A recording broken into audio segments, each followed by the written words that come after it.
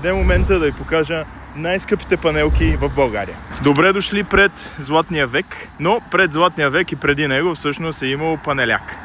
Ето ви ги панелките, които са на булевард Черни връх, които всъщност са си абсолютна панелка. Паркирането, разбира се, е кой къде си иска.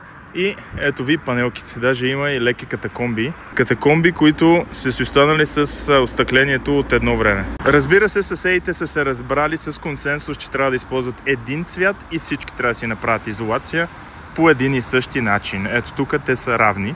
Тази не е по-дебела от другата, само така изглежда. Но шегата на страна, хората си го направили всъщност хубаво, с каквото могат. И имаме и реликви от едно време. Тези неща мога да ви кажа, че всъщност ще направи столицата по-интересна.